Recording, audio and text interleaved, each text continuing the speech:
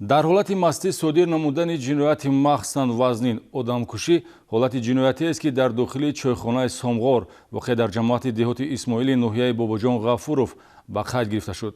Дар ҷинояти мазкур сокини маҳаллӣ Шайдулло Шайдуллоев гумонбар дониста мешавад, ки ошпази чойхонаро то дами марг латукуб кардааст.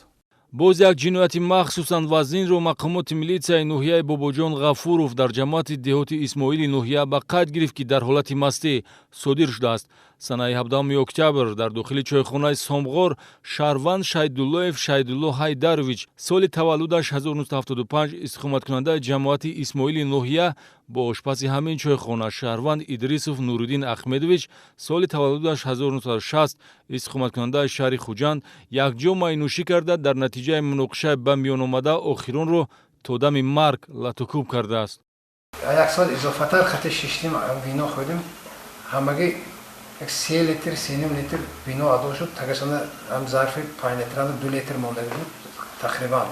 Ба хона рафтан будам, ҳақорат карданд ки то лаҳзаи рух додани ҷиноят гумонбаршуда Шайдуллоев бо ҷабрида дар ҳудуди чойхона вохӯрда, азбаски муносибати дӯстона доштанд маслиҳати майнӯшӣ мекунанд.